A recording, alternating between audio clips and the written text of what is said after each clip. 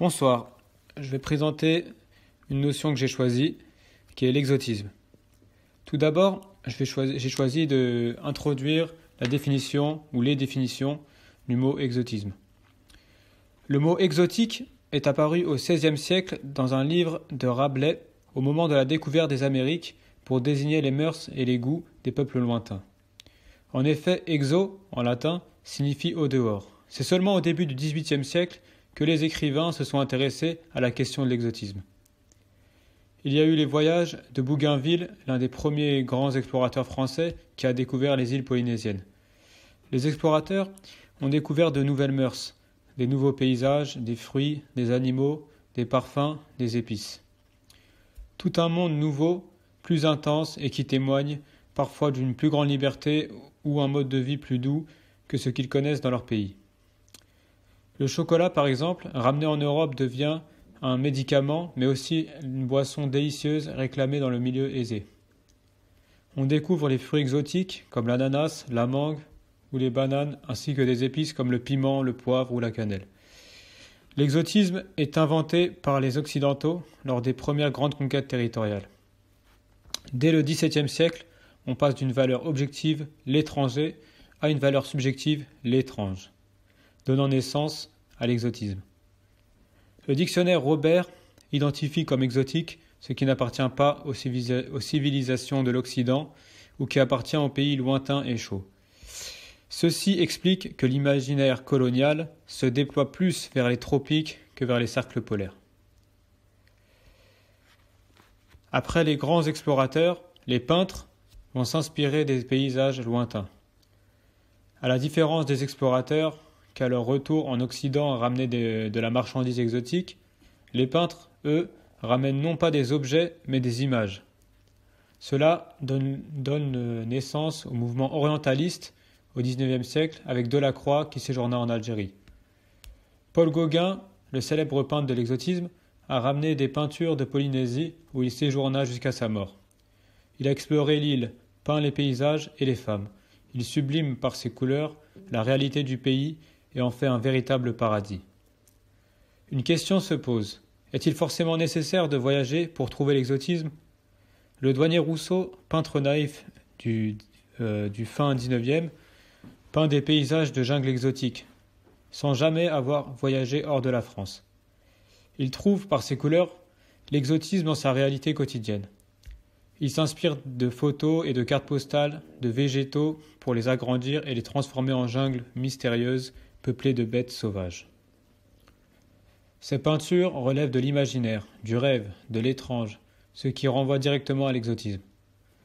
Au début du XXe siècle, le mécène Albert Kahn finance des photographes pour aller partout dans le monde entier et photographier les différentes populations. Pour la première fois dans l'histoire de l'humanité, les Européens peuvent découvrir des images en couleurs de Chine, d'Inde, de Colombie, etc. Les frères Lumière font la même chose avec leurs opérateurs du cinématographe, qui ramènent des images animées. Ils diffusent l'exotisme en Occident et le rendent accessible. Aujourd'hui, c'est tout le contraire qui se passe. Avec l'évolution des technologies, tout individu, quelle que soit la classe sociale, est muni d'un smartphone avec lequel il peut photographier tout ce qu'il voit. Chacun d'entre nous diffuse des images sur Internet, tout le monde peut avoir accès à des photos du monde entier, et on se demande ce qui reste exotique à photographier. Cette idée nous amène à considérer le tourisme de masse où trop d'exotisme tue l'exotisme. Je veux dire par là que les fantasmes des touristes les conduisent à vouloir un pays conforme à leurs attentes. Ils portent en eux des clichés, des images toutes faites qu'ils veulent retrouver à l'identique dans les pays qu'ils visitent.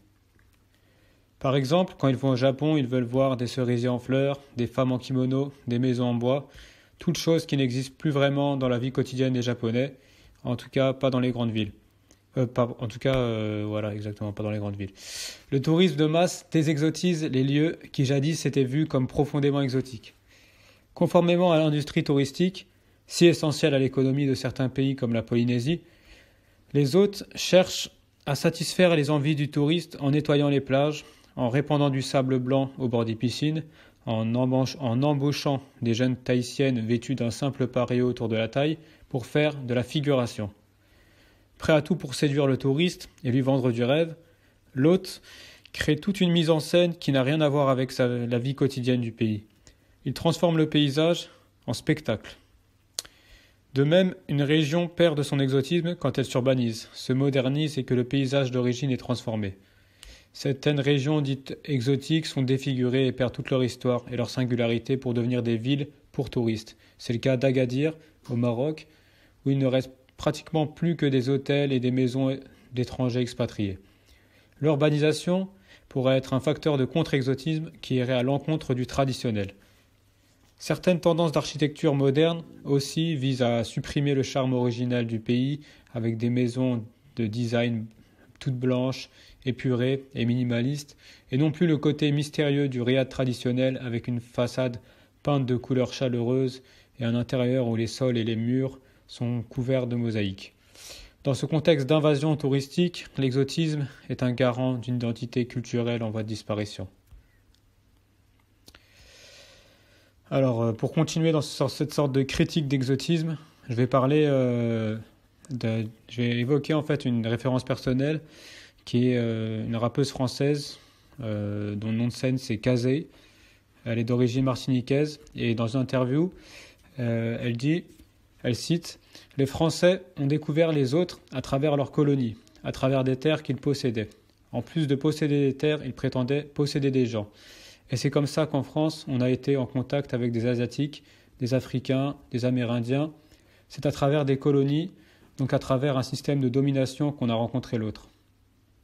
Pour déconstruire ça, ça va être long, parce qu'il y a tout ce qui va avec, il y a le discours, il y a l'impunité, la façon de les traiter, de les regarder, de parler d'eux, de les juger.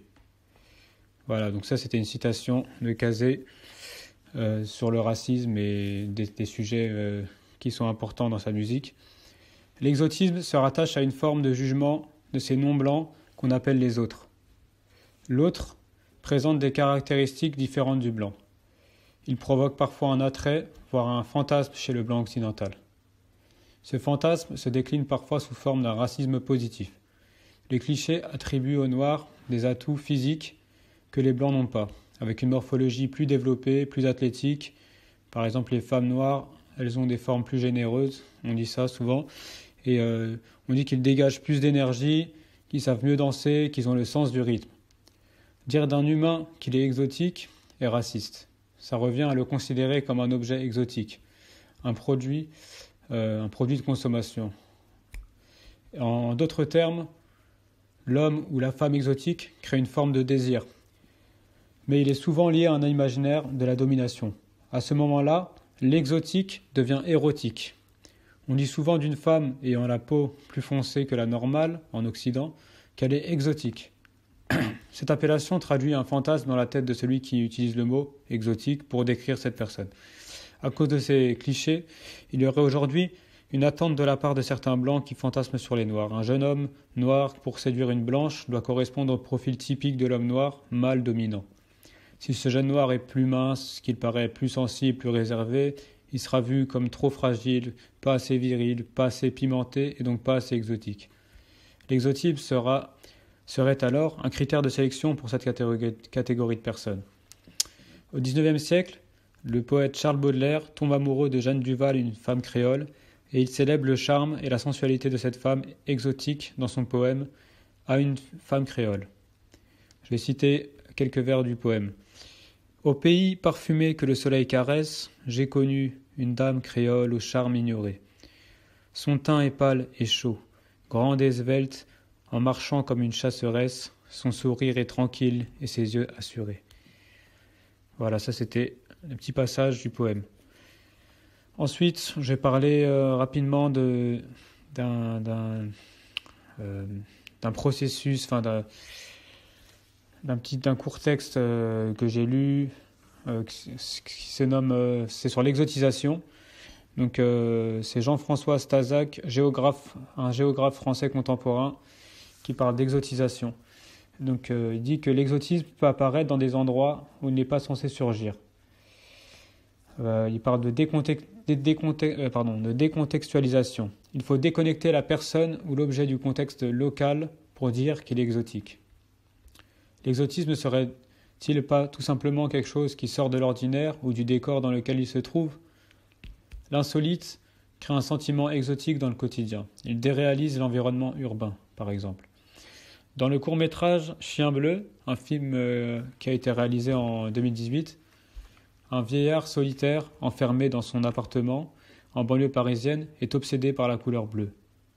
Il décide un jour de teindre le pelage de son chien en bleu.